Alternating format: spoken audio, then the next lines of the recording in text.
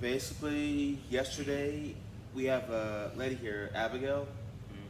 You've seen it before. It's your kids do your homeschool taekwondo and the street Oh, parking. yeah, Yeah. yeah. Well, I said, how about you doing my workouts? She said, okay, you doing my workouts? I'm like, all right. So we did both workouts.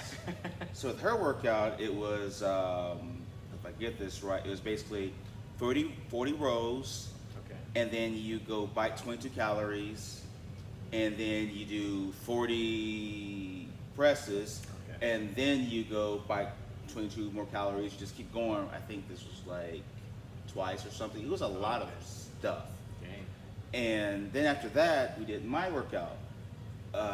And I was sore from her workout. I was like, okay, let's keep going.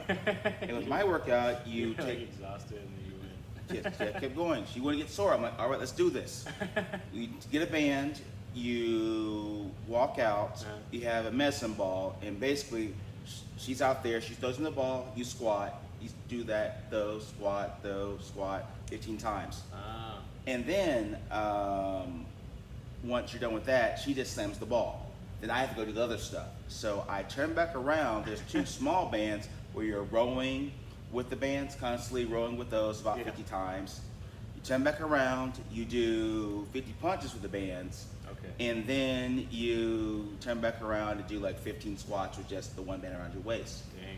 The hard part is the bands are constantly pulling you back, so you have to constantly have to control your legs to stay in place and not Oh, like walk while back. you're doing the slams? We're doing well. She's not doing. She's just slamming on her own. Oh. She's slamming all the time while I'm doing all the other stuff. Ah, okay.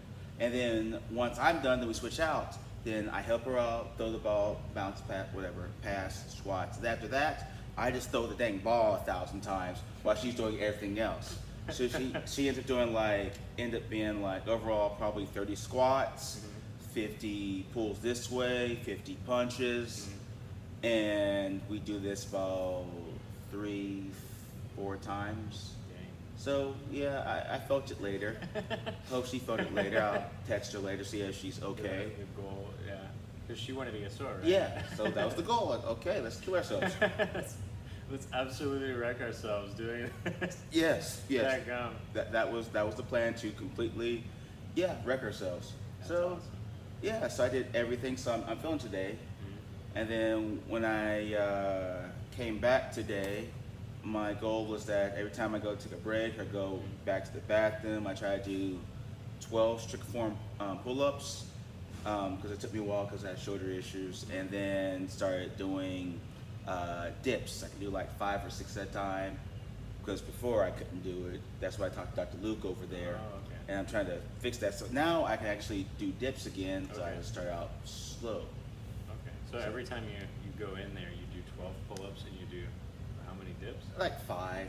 5? Not all the time, but like I'm trying to like build up. Like today, I think I've done overall maybe 24 pull-ups and about maybe 10 dips, and then a little bit later I'll probably do some more. So eventually, maybe I can get up to like 50 pull-ups and maybe 25 dips. Maybe, I don't know. I'm just trying to, Yeah. just doing stuff, trying to fix this. So yeah, I'm sore, but sore's good. Knows you're working something right. Yeah. That's a sure way to tell that you're like actually doing something. Yes. But like, what was I gonna say? Something that I admire about you is your consistency. Oh, It's thank you. like you're in here and you're like mopping the floor all the time, and like you have like consistent like thing that you do every day, and I'm like, dang, this man is consistent. Oh, Like, thank you. you seem like you're very reliable. I was like, dang. I try to be. I treat it like it's my job. Yeah. Even before I worked here, I treated training like my job. I always thought training was my second job because it's what I really want to do. Like martial arts was always, I didn't, like other guys think it's a hobby. Me, it's more than that. It's passion, life, livelihood, thing I want to do. So I always, even when I didn't have to mop, I mopped because, well, you want to make sure the mats are clean to make sure no one gets sick. Yeah. Because with wrestling and grappling and stuff, sweat, someone else's dirt, someone else's grime gets on you, and if you never wash and shower, Yeah. it's not safe. People get diseases and like skin stuff, and if that happens, then no gym. So I figured I keep that consistent. We all stay safe. Treat it like it's my job. But now they pay me for it, so like, yeah. Yeah, now it is your job. Yes. It's like, sweet. Yeah, it works out. But I probably would have, not so much the bathrooms, but the mats, I would have just kept doing that. Even if they didn't pay me, I would continue because it's important to make sure we're all healthy. And, Yeah. Yeah. Solid. So thank you. I try to be consistent. But, so I noticed the time when I broke my leg and it wasn't done as much, and so I figured now I can get back to it. Yeah, yeah, really. I saw you in there earlier doing your like ankle exercise. Yeah, I have to because I want to be healed as quickly as possible. It's going to take its time anyway. It's just, but I we do what I can. Yeah. Yeah. How did you like get into martial arts Oh, as a whole? okay. Basically, I remember years ago, I started out, if you want the long story, I was a kid, maybe about 5, 6, hanging out with my goddad when he was still around, still alive, watching Big Trouble in Little China. Oh, And- classic. Yes, yes. And then I started like seeing kung fu movies, loved kung fu movies, Oh, yeah. seeing those guys fly and stuff, and I want to do that. And then I did a karate class, and I found it was work. And me being 5 and 6 and 7, or someplace around there, I didn't want to do the work. So I stopped, and I just did all other stuff. I did track and field and all this other stuff. And then I saw Dragon the Bruce Lee story with Jason Scott Lee. Yeah. And I found out, it needs work to do this because Bruce Lee, he doesn't automatically go in there. You have to do the work. So I figured, okay, got to do the work. So when I was 10, I got back into it and I stayed with it, and then I did karate, Tang Soo Do, light taekwondo for about 10 to about 20. And then in college, I found grappling. First, it was like, I knew some guys that were ninja guys. I didn't know what the heck they're doing, but I figured, okay, I'll try it. It was weird, but all right. And then I found some guys doing something, I didn't know what it was, but I found later it was Jiu Jitsu, and I figured there's a little club at UD. I'll pick it up later. A little club at UD, and I started doing it, and I stayed with it. And then eventually, school's in, but I got with a guy named John Stutzman, and he used to drive me to his school, because John was a brown belt at the time, before he was a black belt, and he was a nice guy. He used to drive me to Milltown to train with a guy named George Gazelle about twice a week. And then I did that for a while until John moved, and then his friend Ryan Thatcher used to drive me. Nice guys, really nice guys. Yeah. And then I just kept with it, and eventually I got my blue belt. I had to like go different places because I couldn't get a ride to Milltown anymore, so I found a place called Walker MMA, Walker Muay Thai, and I found them, and I just did jiu-jitsu for a while. So I was doing karate and jiu-jitsu, and eventually Walker got me into doing Muay Thai, and I liked it. It was different, more hard contact, more what I was geared for, I think. And then eventually, I liked it so much, I called my old karate teacher up and said that, hey, I like Muay Thai more, I'm going to do that for a while. And Yeah. I just sort of stopped going. I was a secondary black belt at the time, and I just didn't really knew where I could go with Tang Soo Do. And it was good and all, but I liked the more harder contact stuff. So basically, I stayed with that, and eventually Walker got me into fighting. And I was an MMA fighter for a while. First fight, I lost. Well, technically the story behind it is, I did a grappling match. One that was the ring was fun, so I figured, okay, I'll try MMA. It's not that bad. I didn't know. So that first fight, I didn't win that one. Yeah. But then I'm stubborn, and so I win 6 more fights. I fought and I won 6. Dang. Then that next fight after that, I lost that one. Me being stubborn, okay, keep going. Then I won again, and I won about 6 more. So I ended up being around about 12-2 amateur fighter.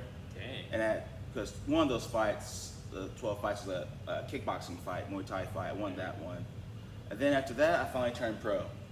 I think I found out later that I maybe overdid it, because that's a lot of fights to have before you turn pro. Wow. But I did it, and then I turned pro. Pro was okay. I was like 4 and 5. But then some things happened.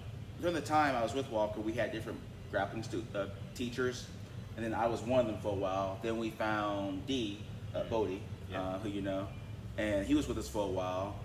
But then him and Walker didn't exactly jive, and so he decided to leave and go to greener pastures. And I'm like, I liked fighting, but I like jiu-jitsu a lot more. So I figured I like Walker, like all we did, I always respect him, but I want to go jiu-jitsu. So I went with D and we just did jiu-jitsu, and I've been doing jiu-jitsu, just straight jiu-jitsu ever since. And I went from, with Walker and D combined, with them together, I went from, like, after years not with a particular teacher, I got my purple belt. And then from the moment D left, and I was just been with him for like 10 years, I went from purple to first degree black belt. And we were just doing jiu-jitsu, and I was competing in jiu-jitsu, competing in judo. I did a lot of that stuff. And we were thinking about having me fight again, because we were training boxing stuff. I was still training boxing and Muay Thai, because D, he used to be a professional kickboxer, boxer, MMA fighter, jiu-jitsu guy, judo guy, high-level judo guy, and I was learning from him. And we were thinking about me fighting again, but I noticed I had some mental stuff, so I figured it'd be safer to just do grappling, so now I just do grappling. And then we were in Dayton for a while, Springfield for a while, and now we're here. Been here for about 3 years now, and it's been pretty good for us. Yeah. Until we win things and do stuff. And so I've just been doing that ever since, and basically sticking with Muay Thai and boxing and judo and wrestling and jiu-jitsu, mainly jiu-jitsu. At some point I might want to try my hand at a wrestling tournament. They have a thing where you can do like amateur, if you're older and never done before, you can try it. I know a couple guys did, so I may try it later. Yeah. But right now, just waiting for my leg to heal. Yeah, really. Yeah. So yeah, that's basically my martial arts journey. I got a brown belt in judo, first degree black belt in jiu-jitsu, second degree black belt in tang sudo, and yeah. So you are a fighting machine. Pretty much. I like to stay active and stuff. And then, side note, I also end up somewhere along the line, a certificate to teach yoga. Wow. Yeah, because you have to have balance, right? You can't just be all smash, smash, smash. You gotta have like the peaceful bit. Yes. But it's funny, when I'm teaching yoga, the ladies who, because I used to be at day yoga, teaching them yoga, and then now I just sub here, but they always told me like I still had that like grr energy even when I'm teaching yoga. It's peaceful, but it's like, grr, you will be at peace now. At least that's what they tell me. But it's got to have that balance. I help people with that too. And so, yeah, that's basically the martial arts type journey I've been on. Yeah. Wow, that's cool. So you've done Tang Sudo. Yes. That's where you started. Yes. You did judo. No. I did Tang Sudo first. Then I did Jiu-Jitsu. Jiu-Jitsu. And then Muay Thai. And Muay Thai. I did that for like 5 years. And then with D, he showed us Muay Thai as well. Okay. From Walker, his was mainly Muay Thai from a couple people named Sakasim, who's been here for a couple of times. And then Walker also trained with a guy named Sleeper Wachowski, I'm not pronouncing the name right, and a guy named Saxon Janjira. I met Saxon and I met Sakasim here. But D has just been a straight Fairtex school fighter for a long time, so I got a lot of my stuff from D, and D's really stinking good at it. And I learned a lot from him. Really good. Oh yeah, but I just haven't competed in Muay Thai since, well, brain injuries. Yeah. And then also along the way, since D's a judo guy, I got my brown belt under D for judo. Oh, okay. So that's how that played. Yeah. I was wondering where judo came in, because I was like, because in your story, I was like, man, he just kind of brought up judo, and I was like, where'd that come in? In between, so D is Yeah, he's a Okay. high-level judo guy, and so in between, like doing jiu-jitsu tournaments, I've done a couple of judo things. Because Ah. when we were in Springfield, we were working with a group called 610 Judo. It's 610s from a biblical quote. I don't know if it's Proverbs 610s or something 610. Okay. You could probably look it up, but yeah, they call themselves chapter 6, verse 610 Judo. Anyway, Okay. and we worked with them guys named Tim and Tom Jones. They were great guys, and we were there for a while. And we did judo with them, and D and them sort of collaborated. And Okay. but I did judo with them a little bit, but I mainly got my brown belt mainly from D. Okay. But then once we met Tim and Tom Jones, I trained with them a little bit too. Ah. Okay. So my brown belt's from D, but I learned a little bit from Tim and Tom Jones. Gotcha. Nice guys, and they showed because they used to run the judo program, and we were in Springfield. And but eventually we left there. That program called the Max shut down, and then we moved to here. Okay. And so that's where judo came in. Ah, so it was like, so after you guys left the one place and you were moving around a few times, Yes, it was in that time. yes. I got my brown belt from D in judo. Okay. And then you guys came here. Yes. 3 years ago. Yes, and then here is where when we first got in, I got my black belt, and then 3 years down the line, now I'm a first degree black belt. So you go from black belt to first degree? Yes. Oh, Yeah. really? Yeah, it was weird because in Tank Sudo, you automatically start at one, first degree Yeah. black belt. Yeah. And I imagine Taekwondo, same thing. It's the same thing, yeah. But in Jiu Jitsu, nope, you start at 0, you're just a black Start belt. at 0. Yeah. Wow. And then after 3 That's years, yeah, it was weird to me too. But like, okay, it's how we do things. I'm like, Yeah. all right, we go with it. So now, what's the highest rank you get, like color belt in the Taekwondo? In Taekwondo, it varies from program to program. Right now we have it at like temporary black, which is, I guess it's kind of the black belt Yeah. 1 or Mhm. 0 or whatever, but it's or C, Yeah. so it's right after that belt. Yes. Yeah. And then what's your like your 9th degree or 10th degree? What's your color is that? What color is it? Yeah, like 10th degree. Is it just, because I know in certain arts, like in judo, their highest rank is like a red belt. In jiu-jitsu, if you're a 9th degree, it's a red belt if you live long enough. Does Taekwondo have the same thing? I don't think they do. I think it probably, again, depends on the association, Yeah. but I think it's just stripes on your belt. Okay. So you go up to 10 stripes on your belt. Okay. That's 10th degree. But then I think you can like customize the look of your belt at Okay. some point. So like Will has a cool looking black belt, whereas mine is just the straight like the normal one. Yes, yes. Yeah. It was weird. The reason I bring this up is that I remember when I got my Tang Sudo black belt, first was just a regular black belt. Mm-hmm. And then when I got 2nd degree, they gave me this big black belt thing with long thing with my name embroidered in the Yeah. two things, and that was cool. But me at the time, I was really into like Street Fighter and looking at like Ryu and Ken Oh, and like yeah. Akuma with like just a tattered old thing, and so that was cool to me. Oh yeah. And then I went to Jiu-Jitsu, and in Jiu-Jitsu we have different belts where it's like, we have a black belt when you first out with, if you don't teach, your rank bar is white. And if you don't teach, you just compete, your rank bar is white. Black belt, white tab on like maybe about the length of your hand. And then if you do teach, it's a red bar right there. And you get your ranks on there. But eventually, if you live long enough and compete and do stuff, eventually once you hit 7th degree, it changes to a red and black, like all the way around, like red, black all the way around. That's a curl belt. And then after that, you get a red and white all the way around. That is 8th degree. And then 9th degree is red. And that's just an all red belt. Excuse me. But that's after being a black belt for like 40 something years. So Dang. if I live long enough and my brain's still around to doing that, hopefully by the time I'm like 80 something, I'll get there. So I was just wanting that in Taekwondo. Yeah. If like your 8th and 9th degrees, what if your belts change colors, or but every martial arts has their own thing. I know kung fu guys have sashes, and Yeah, I've seen that. I'm like, that's okay. It's like, good for you. I don't know. I really think that's like cool, but Yeah. but you can do it. Yeah, it's like if that makes you happy, but everybody does their own thing. I know some people do shirts.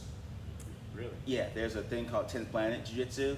It's like the Jiu Jitsu, but it's created by a guy named Eddie Bravo, and his style of methodology of classes is all based on nogi. Like they don't wear uniforms; they just wear like shorts and t-shirts, Gotcha. or shorts and rash guards. And so they rank by if you're white shirt, because Jiu-Jitsu white, blue, purple, brown, black. They do white shirt, blue shirt, purple, brown shirt, then black shirt.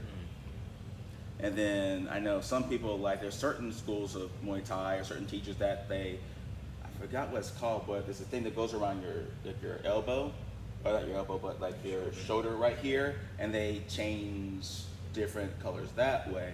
So everybody has their own ranking system. Yeah. So it's weird, but well, whatever floats your boat, wherever makes you feel good. Whatever makes you continue doing it. Yes. That's the important part. Yes. Yeah. Because I looked this up years ago, and there's basically ranking systems. If you're going back to how the Japanese did it, and then it spread out to everybody else. But basically, there's a thing called, I'm not pronouncing it right, but called Menkyo Kaiden. Basically means certificate. Basically, if you learn from a teacher, a master, and they give you the scroll that says, hey, you know all what I have to teach you, and you have the right to teach to somebody else. And then Dr. Jigoro Kano, the guy who created Judo, originally Kano style Jiu-Jitsu, eventually Judo, he was looking at that, but he was thinking, hey, maybe we should have some delineations. He was looking everywhere, then he saw, I read this someplace, basically he's looking at French swimmers. And basically the French swimmers, he's looking, or I think it's, French swimmers or English swimmers, but swimmers, he's looking at them and they did like little like armband things. And it's learning who was different types of swimmers. It was like a blue one, a green one, a brown, and a black. And so he put that in. Sounds familiar. Yeah. So he put that in judo. Yeah. So it's like there was blue for kids, and then there's then you get green, and then brown and black, and then you get the guys who did karate. Because I remember reading that eventually there was different styles of karate, different forms of it, but they didn't really had a codified ranking system. So the karate guys, so the judo guys say, hey, we like that. So they start doing it. And then eventually everybody started doing that type of ranking system. Yeah. And so everyone say their federation, their way of karate, their way of this or that, create their own ranking. And then in Jiu-Jitsu, Brazilian style Jiu-Jitsu, at least Gracie style Jiu-Jitsu, they just had white and then like a navy blue type thing. But then when Helio fought Kimura, from what I read, Kimura said, hey, we're the black belt. And then everyone just switched over from the navy blue to a black belt. And so eventually through ranking come down the system, all the Gracies, because they were teachers, they just switched over to the black belt. So I'm like, all right, cool. I'm just reading this. So I'm like, all right, that's interesting how that came about. Yeah. And then over time, because you had to be codified, because this was back like 19, probably when Helio fought Kimura, that's like about 1940, 1950, 1930s, someplace around there, when all these martial arts styles in the 40s and 50s started to like come about, pre-war and post-war, World War II, Jiu-Jitsu was like making their rank. So eventually they got white, blue, purple, brown, and black. But so that eventually came about. But generally, you don't really notice the switching over from navy blue to black until Helio fought Kimura. Okay. Who's?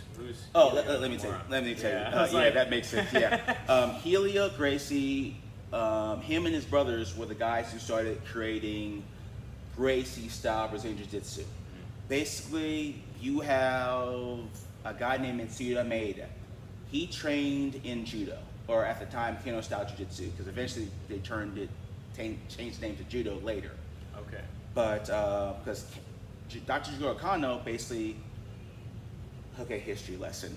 Yeah, I was gonna say, just teach me the like history of jujitsu. Yeah. Okay. We have Japan. Yeah. Warring States period. Eventually, that stopped happening, and then Shogun, or like the Emperor, basically said, "Hey, stop fighting." I'm going over glossing on so much history, but no more fighting in Japan. We're gonna get together. Samurais, you can't do that. Can't do this. Can't do this. And then no one's learning martial arts anymore. People still learn martial arts, but you're not teaching anymore because we want to make sure people don't clash. It's one way of doing it. And so we have Kano. He had his family style jiu-jitsu, because each martial arts is a type of jiu-jitsu here, jiu-jitsu there, jiu-jitsu this, jiu-jitsu that. And he was a history guy and a teacher. So he just went from this place to this place to this place, and grabbing and getting this parts of different martials together until in the 1880s roundabout, he created his style, Kano style jiu-jitsu. And the government was like, hey, we have all these other styles, and we have your styles. So basically, we're gonna have a fight to see who's gonna teach the government.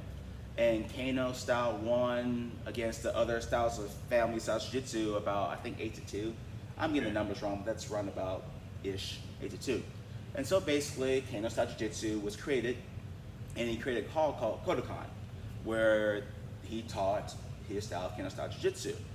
Where you had a guy eventually come training there named Mitsuda Maeda, and he was a badass. But he wanted to make money with what he knew. And technically, you weren't allowed to go out and make money off of this. Yeah. You just compete in Japan, but you can't go and fight people. Well, he, in the guise of being diplomatic, went from place to place to place to place to place to place to place to place. He fought in America a couple of times. He fought in Cuba. He fought, I think, in Europe. He fought all over. And he fought in Brazil. In Brazil, he fought so much, they called him Conde Combat, or Count Kuma. Basically, I'm pronouncing it horrible, because Portuguese is crap. But basically means Count Combat. He fought everybody. Wow. And so he went to Brazil, one, because it's a cool place, and people were thinking, hey, we can put our Japanese people there and grow and learn, because a lot of the money he had in Brazil. And he met the Gracies. And he met Gastal Gracie's and his sons, because he saw this guy. He worked with them, like they ran a circus, and at the time people fought in circuses as part of entertainment. So he did that and was winning, and he talked to Gastal, the Gracie's dad, and said, hey, teach my kids. And he's like, all right, cool. By the way, he was teaching other people at the time, not just the Gracies. Yeah. But he taught the Gracies, and the Gracies learned as much as they could until he went off to someplace else. By the way, we also have had other like Japanese nationals coming in and trying to find their fortune in Brazil. We have some Navy people coming in, so that's why there's different styles of jiu-jitsu in Brazil. It's just the Gracies if they were black belt jiu-jitsu, they are grandmasters at marketing. They were good at it. Grandmasters at marketing. They were good. And through marketing and talking about jiu-jitsu and basically saying, hey, because it's the time where say, hey, if you can beat us, we'll pay you. If we can beat you, we teach here. And they did that. And because it's Brazil and they fight. As a friend told me years ago, the national sport is fighting. Surfing and soccer, but number 3 up there is fighting. At the time, it's martial arts, and say, hey, we're going to prove that we know our stuff. And they did. They were nice about it, but hey, we're going to fight. And so people, the Gracies, set up fights. Anyway, there was Carlos Gracie and Helio Gracie, George Gracie, and some other family members I don't remember right now. But basically, George fought, Helio fought, and Carlos fought, and then we had some other Gracies that fought as well. And they fought different times, proving that, hey, this style, our style of jiu-jitsu, Gracie style jiu-jitsu, works. And it works against that guy teaching his Japanese style, works against that guy, because Helio fought some like European wrestlers. He fought other judo guys. He fought boxers. Fought a capoeira guy. He fought different people. And the Gracies were fighting everybody. And eventually, they fought a guy named Kimura, Masaru Kimura. They say none before, none after. Basically, that means there's judo, of course, but then there's Kimura.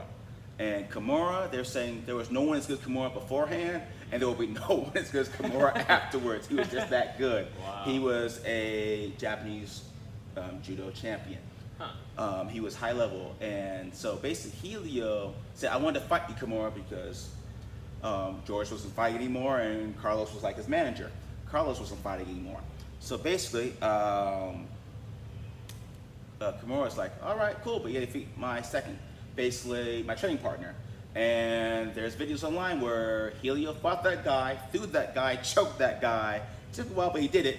And then Kimura said, all right, cool, we can do this. And so in a big, I forgot where, but in a big stadium, Kimura and Helio fought. Huh.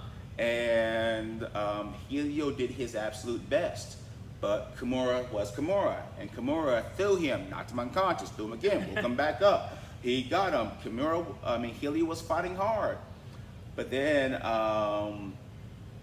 Kimura got Helio in this lock called, I think it's called Udigarame, which is basically called about figure four lock. He's turning his arm this way.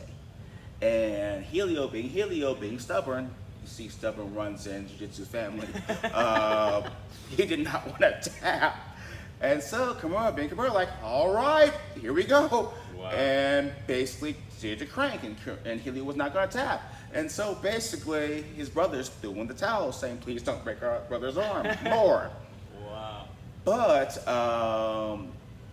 Kimura liked Helio's fighting spirit and said, hey, why are you wearing that blue belt? Because in judo, blue belt's a kid's rank.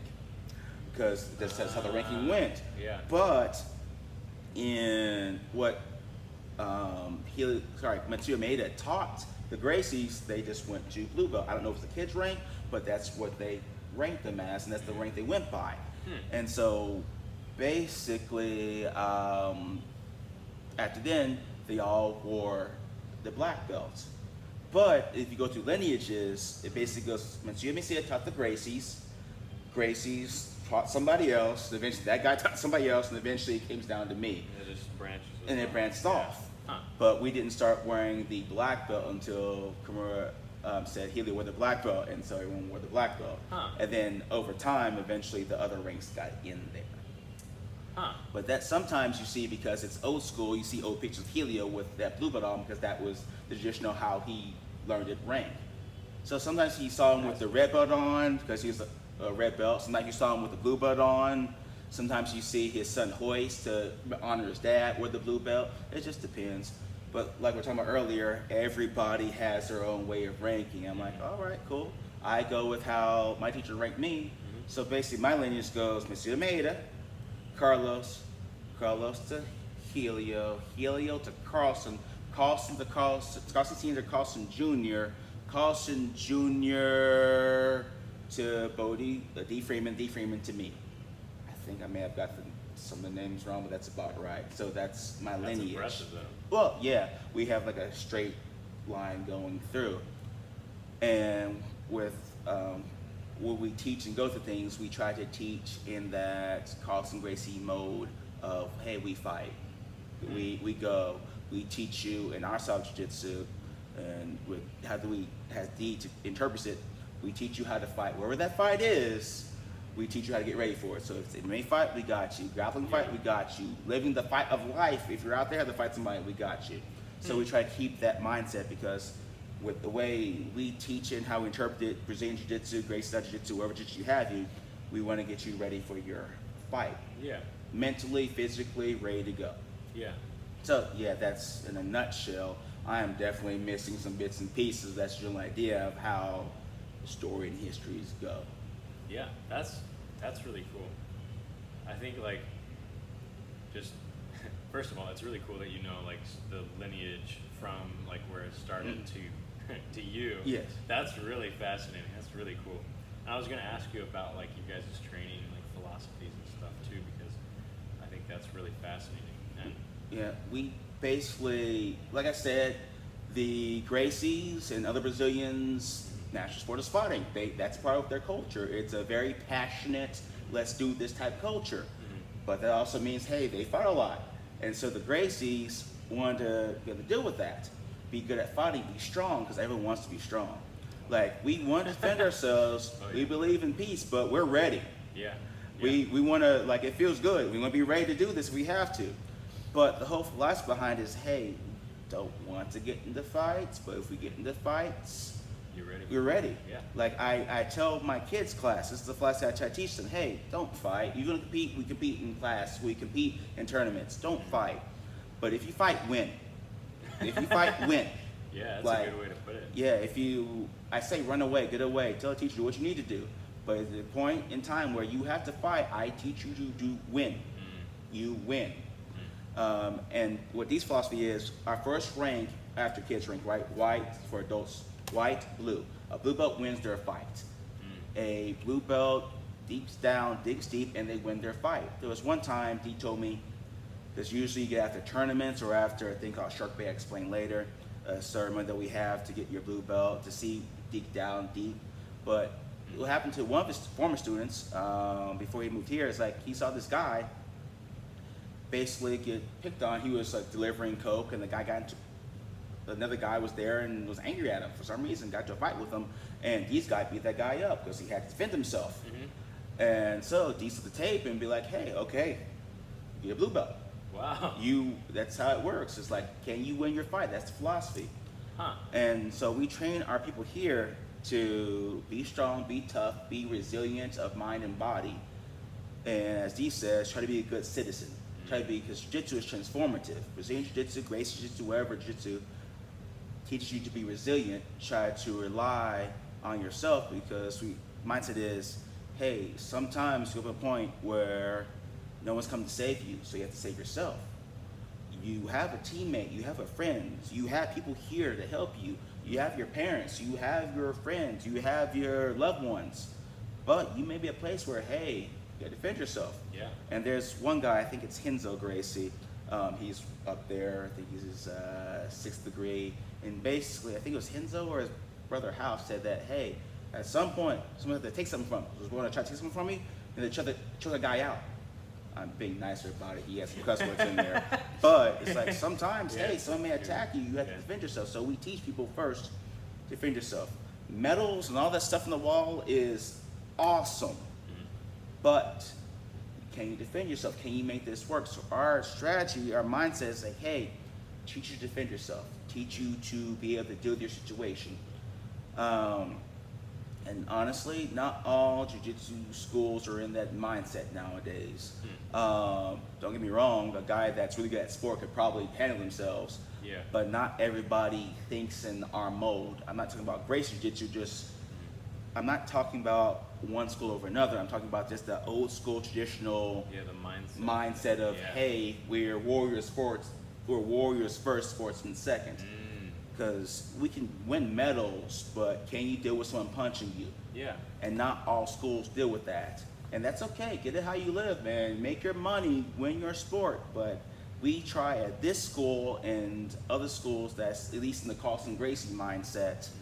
And I'm sure there's some other mindsets too, because jiu-jitsu is jiu-jitsu, and people that believe in the idea of the fight, surviving the fight, it goes beyond Gracie style. There's other schools out there, a guy named Frangenia, there's Henzo Gracie, there's like a guy I know named Lucas Lepri, Lucas Leitch, Marcelo Mafra. There's other schools that teach the fighting mentality, but there are some schools that, hey, I just want to make points and that's it. Yeah. And that's cool, get it how you live, but I, in this school, think, hey, do that. Make your money, get your points, but also teach people, can you defend yourself? Can you deal with someone hitting you? Yeah. So we try to be balanced here. We win. We go out and we do our best to win because that helps. We believe that competition helps get this is how I view it. Basically goes like this. Most people aren't going to get into a fight, and we hope you never do. Yeah. But you have to deal with that combat stress. And you have to deal with that stress of someone trying to go after you. So that's if you can, spar, roll, deal with this situation in class where it's safe, no one's trying to hurt you. But then you may need something different. So that's something different is competition. And in Okay. competition, you're dealing with a guy who is most likely your weight, your size, and trains as much as you. So that's like, hey, outside in a street fight, they may not know more as you. And so that makes fighting a little bit easier. As in, if you're used to competition here, if you're used to that battle stress here, outside it comes a little bit easier. Everything calms down. So that thing in the movie Fight Club, it's like once you're in the fight, everything else sort of calms down, slows down. So if you get used to that here in sparring, excuse me, and then in jiu-jitsu competitions or any competition really, you get used to someone punching, kicking you for real or grappling you, trying to choke you, hold you down. That makes things a little bit easier. So you get used to that. So I say competition helps. So that's what I'm saying. Someone that they compete all the time, they're used to moving, they're used to winning, they're used to be on top. But the good thing we have about this school here, hey, we also deal with what we call it Nogi November or seasons meetings in December where, hey, we specialize for a whole 2 months on how to deal with someone punching you, hitting you. We eventually call a thing called slap grappling. Slap grappling. Because we're working on eventually getting gloves for everybody, but it's like, hey, can you deal with someone hitting you? Not even punching you, but slapping in the head. Not even hard, but just moving you. Because being slapped in the face does something to a person. It makes you think differently. So if you get used to like, oh, I'm calm now, I'm good. And then some people like, oh yeah, I really like this type of thing. I like harder contact. Like, yeah, I'm like, hit me. exactly. You get used to that and learn to be calm with that. That makes things easier. So at least for this philosophy here, we try to teach all of it as much as we can. Be well-rounded. We deal with the punch, the kicks, the knees, and everything. But we first all teach you how to fight off your back. That's why some people you get some people who aren't in the know who just see one thing and don't see the whole thing about it. They say, hey, I don't want to fight off my back. I'm a wrestler, I don't want to fight my back. Well, hey, I don't want to fight my back either. I don't want to be there either. But our first thing I said, self-defense. Like there's MMA, which is cool, but honestly, it's still a sport. It's a hard sport, but it's still a sport. It's like kickboxing, boxing, yeah, you're wearing gloves and stuff, and that's good. Learn to do that battle stress, that adrenaline dump is awesome. You need that, but still not someone fighting you out there bare knuckles. So we teach things like, first thing I said, self-defense. Hey, it's cold and it's wet and it's raining outside. What if someone pushes you? All your punching, all your kicking, all your best double leg takedown, 540 spinning kick, all this stuff goes out the window when they push you and they're trying to hit you and you're on your back. So we teach, hey, how to get up or how to finish the guy off your back so you can get up. I don't want to be there at all either, but you may happen that may happen. We saw a guy, he had to fight a guy who was bigger than him at a tournament. And the guy's a better wrestler, and this guy's a good wrestler too. So what do you do when that negates each other? Can you think? Can you move on? Can you do other things? So that's one other thing about competition. It makes you work on different things. As our head coach says, be dangerous everywhere. That means don't just be good off your back. Because some guys, I just want to fight my back. That's all I want to do. Well, what if you can't be on your back? What if the guy is better than you? When you want to be on your back, better wrestler takes you down. Yeah. Past your guard, and now you're stuck on your bottom, where you don't want to be. That means my legs are pinning you down and you're stuck there. Yeah. Can you get up and get out? Or what if the guy beats the punch where he sits down first and pushes on top of him? Can you deal with that? So we try to be well-rounded. And a good jiu-jitsu school, no matter what lineage you're under, because to be honest, like I said back in the conversation, there's different Japanese guys who came to Brazil that taught different pockets of Brazilians, and they developed that way. Everyone has their own lineage. Yeah. I am proud of the Gracie lineage. I am happy to be from Carlson. I like that, hey, I can go back to Carlson Sr. and even Helio and Carlos. I like that. But the Gracies did not invent everything in the world, and that is okay. Yeah. It's like Having that like reasonable mindset. Of, yes. Like, I don't have everything. Yes. Yeah. But that means, hey, it's like what Bruce Lee said, absorb everything that works, take away what doesn't work, right? Yeah. misquoting, but Take the good, leave the bad. That exactly. Kind of thing. Yeah. So that's why I go think about jiu-jitsu. Hey, I could learn from a guy who's a Gracie. I can learn from a guy who's from Virginia. I can't pronounce it. I can learn from a guy who is, hell, I can even learn from a guy who Gracie boxed down in Saskatchewan or something. You can learn. If it works, if it looks good, I put it in my game. Yeah. But I love the Gracies, that's my lineage, but they didn't do everything. So we have different lineages, different people coming in. Yeah. And so we're all perspective, Yeah. and then you have different styles of jiu-jitsu, Gracie style, Brazilian style, whatever style you got, wherever you can make it work. We have one guy who says, I am Brazilian style, but Japanese. I'm like, all right, cool, as long as you make it work, man. Yeah. Because as people go down the line, it's a big giant tree of jiu-jitsu. There's a root of certain families, and it just branches out, and you have this big giant family and trees that we all go back to the same roots. And as one guy I read someplace said, our roots are bloody. And if we remember that hey, we are about to fight, no matter what style you're into, if you remember that, you're good. Like one guy says, like Chris Hodder, I'm misquoting, but the spirit of it goes like this. You do competition, you do your thing, but you think street. You think, hey, I do this, but how do I defend myself? How do I make sure I don't hurt myself? So that's why in this school, going back to what we do, because this is what I know, we don't like to do the thing called pulling guard, where we start standing and then we sit our butts. And in competition, that's fine, but in a fight, they kick you. So we try to do our best to take them down first. Yeah. We go forward, because in competition-wise, if I constantly get you on your back foot, it's like, hey, you sparring, kicking, punching them, they're constantly moving backwards, defending. They can't deal with you, right? When you're punching, kicking, all that, right? And take one down. Exactly. So if I do that with jiu-jitsu, that mindset that I'm thinking straight, I'm defending myself, I'm going forward, I'm constantly on the go. But it is a sport, so we have to learn with them pulling guard, and I'm not going to say I have them pull guard, I just don't like talking about it. But there's sometimes when it's happened, I've won. Yeah. Because sometimes it's a competition, it's a sport. We just win, just if you do it, win, like I said, win. Yeah. Just do it. Yes. Yeah. But but yeah, that's the general philosophy of jiu-jitsu in general, at least here. And some people just want to win, like tournaments, medals, medal chasing, that's good. But in my school and other schools that like that mindset of fighting, that keep that in the back of their minds, like, hey, we want to win that, but we also want to have you defend yourself.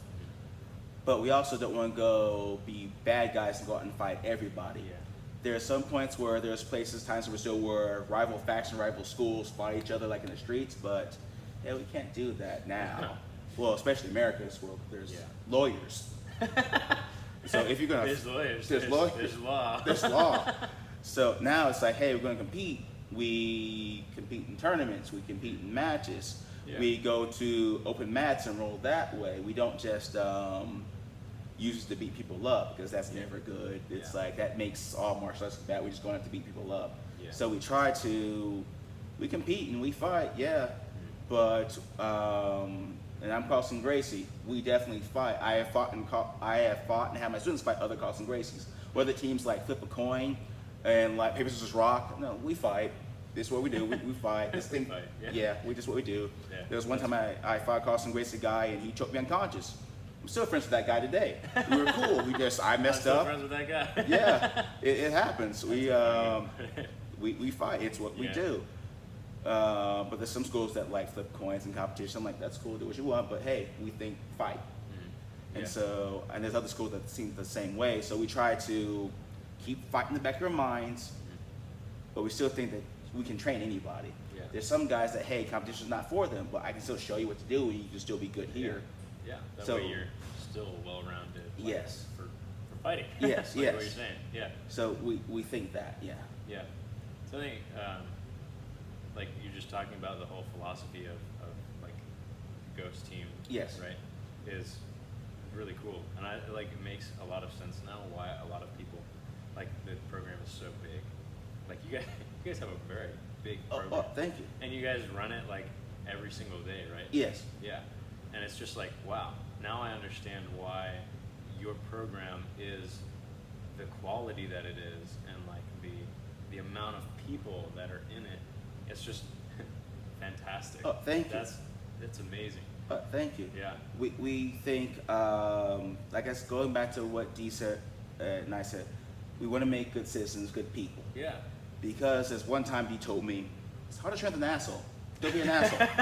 It's like, he basically It's said, very true though. yeah, so we try to have a good mindset so that we have kids can train, and the important thing, can women train? Because this is why I think there's some places where they don't like women, because they think whatever they think about women, but here we think, hey, if you can train a woman to do this, if you can train a weak person to do this, as Helios said, you turn dead chickens into lions. It's probably some like mistranslation, but that's the idea. If you can make a weakling into a strong person, or make someone, a woman who thinks they're frail, to think I am powerful, someone, and they can work with a big strong guy as well as a small guy, and everyone can work together to learn.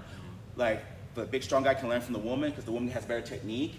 The weak guy can say, hey, I can be strong with that, and be like, yeah, go train, you do that. Yeah. Because the important thing is, hey, you can do this, go train.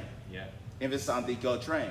Yeah. Because if you don't have that mindset, you don't get anywhere. So we think, hey, and that's why we train so much, is that we often realize that some people have jobs like we do this. This is our job. This is our job. But some people can't. Yeah. So we try to be available for them as much as possible. So we're here. We even got one guy, he doesn't get paid for it, he just shows up on Fridays because he wants the extra work. Yeah. And then we got some guys that get so into this that, hey, I want extra work, so they come to all the classes. And then some guys, I'll come and try to speak, like, cool. So you may get ranked slower, you get ranked, because I personally believe, like, hey, this is what I want. This is what I want. I want to give out ranks like they're candy. I want to give out belts and ranks, because I used to hate it, like it freaked me out. But I want to give it to you. But you have to earn it. It's like telling your kid, your nephew, did you do your homework? Did you do this? Did you do that? Did you clean the dog? Did you do this? Did you armbar the neighbor boy down there for messing with you? Because we're about to fight. Did you armbar the neighbor boy? Yeah. Can you do this? Yeah. Can you do it well? And can you do it well consistently to the point where, hey, we can't keep you here anymore? Because we don't believe in holding anybody back. Because we've been in places, me and especially the head coach, been in places where, hey, they held you back. We don't believe in that. If you're good, you're good, so we push you forward. Yeah. But if you're not good, we say, hey, take your time. And most people agree with, like, hey, I'm not. They answer the phone and say, hey, I'm good with not being pushed back. And then sometimes it's like, hey, we don't want to let one bad performance ruin you, so you're ready to move on. So we have to maintain that balance, and all things balance, right? So we try to think of it that way. So we think, hey, everybody can do this. Wherever what you do, how you do, we try to do this. So there's a saying in Jiu Jitsu, some other schools say this, Jiu Jitsu for everybody. We also say that Jiu Jitsu for everybody, so everyone can do this. But on the other hand, not everybody can do this. You have to have the mindset. And we try to instill that as best we can. Yeah. But it's not for everybody. Yeah. Anybody can do it. Like I see, I'm sure you've seen people who like just don't make it till the end. They just don't make it. Like some kids, some adults, somebody says, hey, this is too hard. And the people that think it's too hard, we say, hey, you can do it. You can do it. And again, building that guy up. Yeah. Getting that personality. That confidence. Yes. Yeah. You can do this. But if they don't believe it in themselves, there's nothing we can do. Funny story. This is what my coach said is proper school needs. You need that fire breather, because the fire breather pushes everybody forward.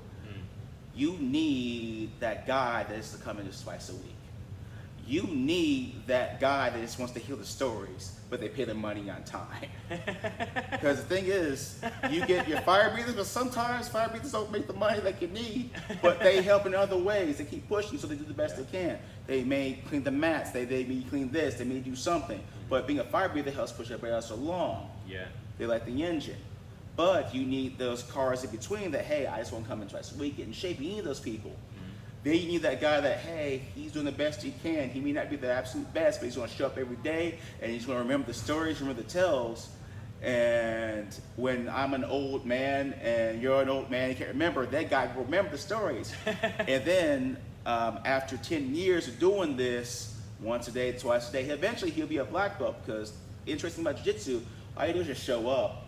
That's the one thing I like about this. You don't even have to practice at home. In fact, in some parts we discourage it. Yeah, you really can. Yeah, it's like don't try to practice. Don't do this to your friend. Don't do it to your wife. Don't just come to class. Yeah.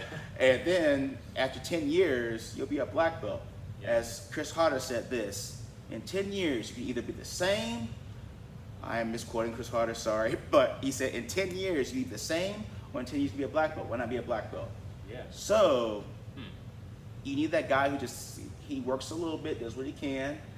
Because maybe he has a hard job and this is his stress relief, but he remembers the stories, he remembers the tales, he remembers the names. Yeah. And he'll show up and eventually he gets good enough that, hey, I can teach somebody something.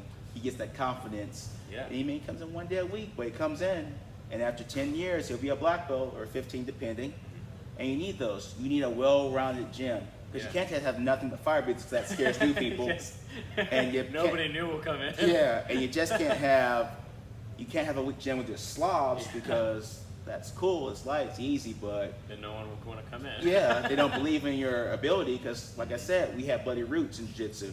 So the fight is still there. Yeah. So we have to keep going with that, but you have to have that balance. Like I talked about earlier, That makes sense. we have to have a balance of some guys just want self-defense, some people just want to exercise, some people want to fight and hard knock around, some people just want to roll hard till they die. And some people just want to go like, I want to go till my heart explodes, and we have to be available for all of them.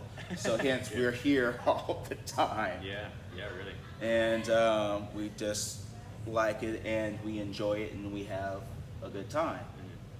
But I've noticed since certain regime changes, Taekwondo is here like, you're here, like you train like 4 days a week, and then you have after class, and then you have, We have a Saturday class now for tournament prep, and we'll do, we have Tuesdays and Thursdays now. We have the middle of the day one, which is, like, and growing. and so I see you all the time. And I know since regime changes, Will takes, like, since Will took over again, and that I've seen the classes get growing, get bigger. Get more people in it. It's so interesting why that happened. But something that you were saying, and I really love about like martial arts in general, is the idea that this sport is for the person coming in, and it's to instill confidence in them, like you said, turning the chicken into the lion. Yes, right? Like, yes. To take that like weakness and say, no, like you are strong and you can do this, and then to push them towards that. And it's so interesting too, like being a coach, you have to be able to adapt to different things. Yes. And different personalities. Yes. Different way people are motivated and everything. What are like some of the interesting things that you've seen as a coach? Like what are some different personalities that you've seen that you how you work with them? Oh yeah, definitely. Well, like I said, about you have different types, right? I get some guys in here that they just want to come in and relieve some stress. Like we had one guy named Tony, and when he met us, he was developing some health issues because all he did was work, and he didn't take care of himself. And so he had a friend named Shane, one of our brown belts. Bring him in. They were friends. Brought him in, and we saw this guy, and he's a comic book shop owner. So this guy is a, what do you call it, dork, geek, nerd. And then comic book lover. Exactly. And which is good. I can relate. Me too. Which is good because everyone in here that does jiu-jitsu, especially high ups, we're all dork, geeks, and nerds. Right. There's a quote that talks about jiu-jitsu guys. We are assassin nerds. We are assassin nerds. Yes. I love that. We got one guy. People get names after fictional characters. They're cool. Like one guy's named something RoboCop. One guy's Cyborg. One guy's like Colossus. One guy, like we're jiu-jitsu. We get interesting guys we get. Sometimes they're cool though. Sometimes they're not. It just depends on what you can do. I'll get into that later. But basically, this guy Tony was not in shape. So he said, Dee said something to him that was, I didn't get the reference, but it was a comic book reference. And then they got about Simpsons reps, and he realized, oh, I'm in a good place. And so we just helped mold Tony into a guy who has abs and chest. He's a small guy, but he has abs and chest and movements, and he uses his abilities now to flexibility to move. He's a pro belt, and he's a competitor. He's not the best competitor, but he goes out and he believes, and he goes and he helps some other guys teach them to help get their next belt. He is a believer, and he's good, and he's in shape, and he gives me fit sometimes. And he's good, and he believes, and we took a guy who was as somewhat close to a dead chicken. Now this man's a lion or close to it. He is on his way to be black belt at some point. He has become strong. Then we got guys who, I've always been strong, I am going to be strong, and this is going to help me get stronger. Yeah. And I'm like, cool. And guys who are just like fire beats who go, go, go. Yeah. That's good. Then we've got guys who, I'm just calm and chill, I just want to do it. I'm like, cool. Then I got a guy who, I got 2 students. And basically, one was being picked on, the other one's his cousin. And I'm working with them, they're kids. One guy thinks all the time. I've been with him about almost a year now. He thinks too much, asks many questions. I'm trying to get him to calm down. So it's a process. But to see his transformation from what he was to what he is now, he's getting there. He is almost a different person. Yeah. He's not there yet, but he's working hard, and he believes he can do it. And I believe in him too. It just takes time. He may take more time than somebody else because he's all over the place. And I'm getting to understand that, hey, stop thinking, just go. And I believe if he stays with it, he'll get there. That's his personality. He competes, he's got work to do, so we're gonna take some time off, but he will get there. I believe in it, and I want him to believe in himself too, and he's slowly getting there, so I just see it. So maybe in a year, he'll be completely transformed, completely new. Yeah. And then we have his cousin, who's like, if I told that boy to go off and fly, he would. If I said jump off, I would be convinced that he would. If I said go off the roof, jump and fly, he'd be like, this high coach, he's like 10 feet in the air. I'm like, keep going. It's like, nah, you're good. That's great. He doesn't question, he doesn't think, he just do what I tell him to do. Yeah. And seeing him just do it is awesome. He went from going second place his first tournament to now 2 gold and a silver. He's getting there. He just says, one time I told him at the tournament, it's like 1 minute till glory, 2 minutes till glory. He's like, yeah, let's do this. He gets the right mindset, he goes, and seeing that is awesome. This guy, he's a natural born competitor. Didn't really want, he's like, all right, let's do it. And he's going. Yeah. That's the cool thing about Jiu Jitsu. Some guys that go and compete realize it's not for me. We got a lady here, she realized competition's not for her, but she can roll. I've seen her beat men. I've seen her beat women, I've seen her beat men. And she's a better person for being with us. Yeah. She has her issues, and she came from some issues, but she's a much better person, and I'm happy for it. Yeah. You wouldn't catch me tell her that to her face. I might hit in the arm one time, say, you're a good person, bam! But she's better. And then I've seen people provide pain with love. Yes. But I've seen people go and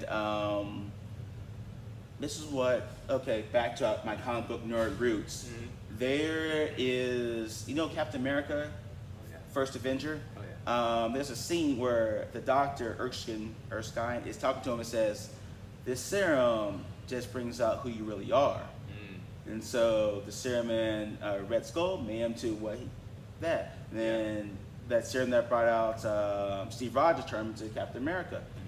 So Jiu-Jitsu just brings out who you really are. We bring out the confidence that we all have. And if it's weird, Jiu-Jitsu, I've seen it make and break people. It's like they don't have the mind for it. It's like they can do it and they get to a point. That's why they call it blue belt blues. Some blue belts stay, some go. It's like there used to be a saying that only the 10% of the 10% make it a black belt. We're getting more now because more people are in it, but it's still hard to get here where I'm at. Of all the people I started with, there's only from my starting group, 2 other guys that started with me to make it here. Yeah. But I've seen guys hey, I tell them you can do it, but they let things get in the way. They let their size, their shape, what's in their head. Mm-hmm. And there's something about grappling, wrestling, where you're constantly looking for a guy to beat you. You're constantly looking to be beaten to see where your faults are. Mm-hmm. You're constantly picking and picking and picking at yourself. Yeah. You're constantly like chiseling away at yourself. They say weightlifting is like chiseling away at yourself. Jiu-jitsu is about, and martial arts in general, I've noticed, like years ago when I was having a hard day in karate, Tang saying that martial arts reveals truth. I knew this when I was like maybe 12, 13, 15, something, someplace around there. I was young. And basically that martial arts reveal truth, and that's the truth I was looking for. And then in Jiu-Jitsu, I found that out for damn sure, that Jiu-Jitsu, it tells you about yourself. How do you treat your training partners? How do you treat the women and those who are around you? Yeah. Are you training with them to make them better, or training with them just to use them as bodies? In this school, my coach D used to be in a place where they just needed bodies. They didn't care about people. Yeah. And in this school, he said, I don't want that. In my school, we don't care about people because we want, like he said, better citizens, better people. Yeah. And so I've seen Jiu-Jitsu like break people down, like, hey, they couldn't do it. Hey, all they saw was their failings. But I'm screaming at them, dear God, man, you got this. Yeah. Forget how small you are, how weak you are. Figure out a way. Figure out how you can move. Yeah. Put your mind in a place, and they couldn't do it, so they don't last. They don't stay. They can't be around. Then I'm gonna say, hey, we're here if you want it. We're still here. We're not going anywhere. You can come back. And some people do come back and become black belts or brown belts or wherever rank have you.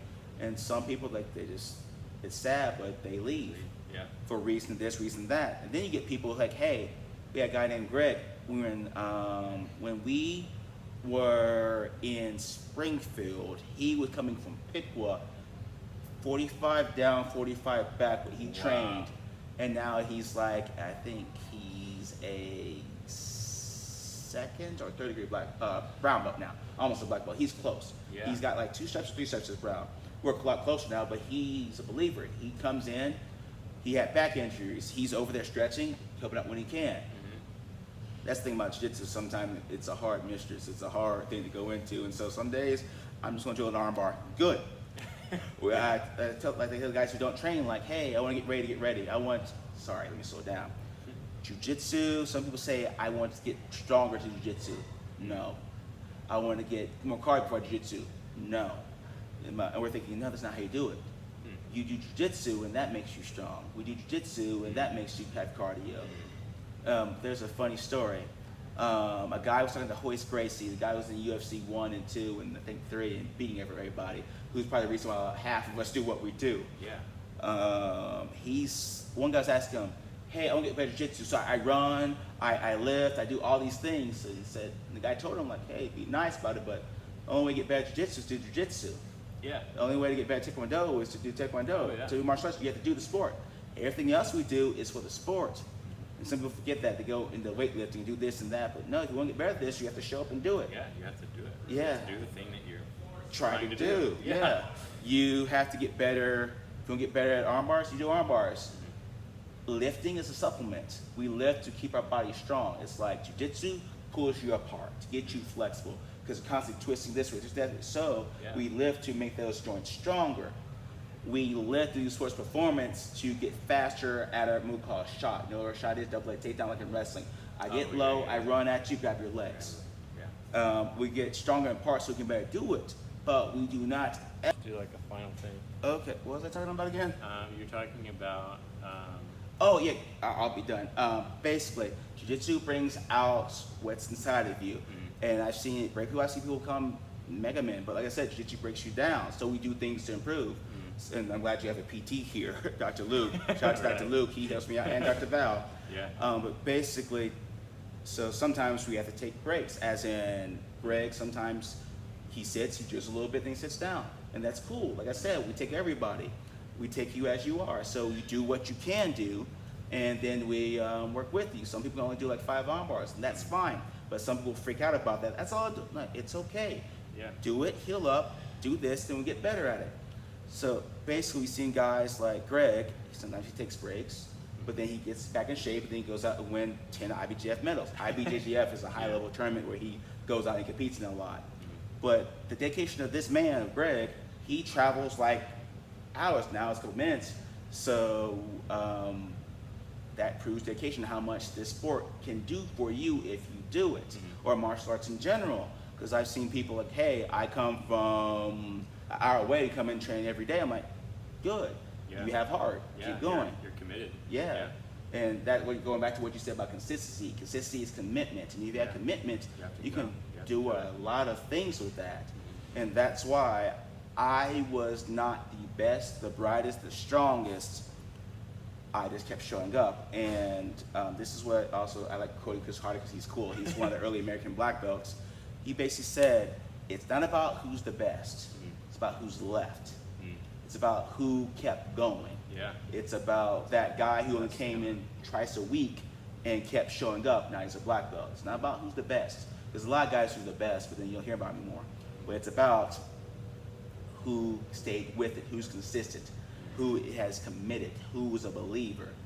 And if you're a believer, if you're consistent, your body will come along.